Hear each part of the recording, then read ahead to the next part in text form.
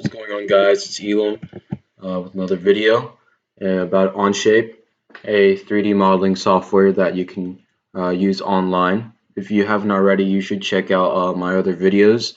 And if you want to learn how to do it, check out my videos on like Introduction to Onshape.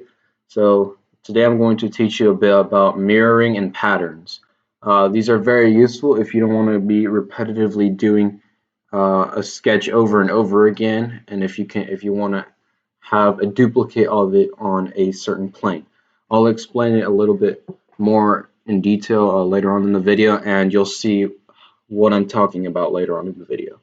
So I've said this already before, but check out my other videos if you want to start learning about Onshape. So here I have a rectangle 6 inches by 12 inches, so I'm going to enter my sketch. And then I'm going to make a circle up in the top left corner. So let's just do that. And then let's make this circle 1/2 inch. Why not? And I'm going to dimension this center to the edge of this line right here, 1 inch. And right here, 1 inch. All right. I'm going to center it off the center. So I'm going to delete this sketch entity and then go over here. 1. All right. Now my circle is equal distances from this side to this side, so it's like centered on the corner. So now I want to make a pattern of circles going all across here. But do I really want to keep constantly making circles and circles and circles like this, like that? No, I don't want to do that, right? So there's this really cool feature up here. It's called linear pattern. There are many different options. Circular pattern, transform. I'm going to go over linear pattern today. So you click on the sketch entity, in this case a circle, and it's going to give you a bunch of these options.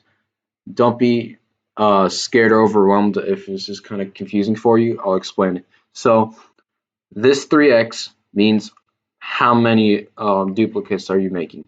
This 1 is the distance between each of the circles. And then you can also do more here. The 1x is again the amount of duplicates, 1 going up. And then this 1 is the distance between. So if I want to make 5, they're each going to be 1 inch away from each other. I can also make them 2 inches away from each other. And they look like that. So then I can also do this downward. So if I want to keep it like that, I can keep it like that. Maybe even make it 2.5 inches. And then I can also go down here, 2x, and I can do 4, let's say. And then that's 1.39. Let's make that 1.25.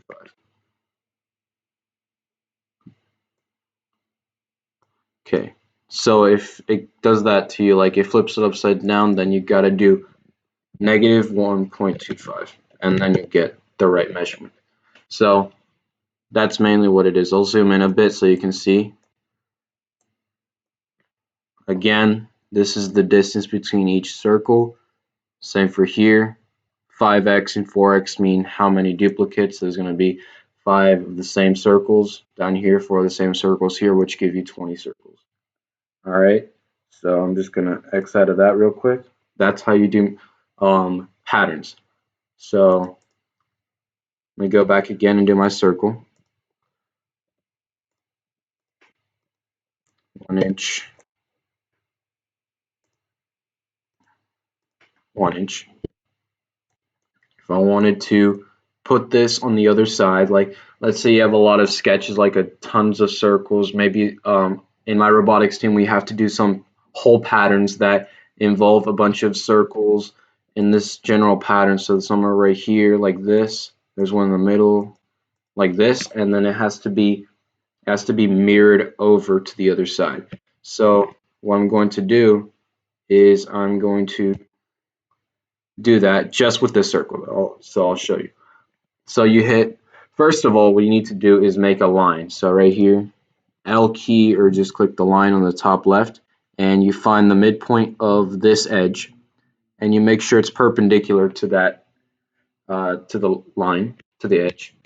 And then now, there's a new feature I'm going to introduce to you. So click on the line and either hit Q or construction. So let's see, Q. So this right here. So it turns this line into dashed line. So meaning it's not actually part of the sketch. It's just a reference point. Very useful to create your sketch. So now you're going to hit this, which looks like you're duplicating something like a mirror.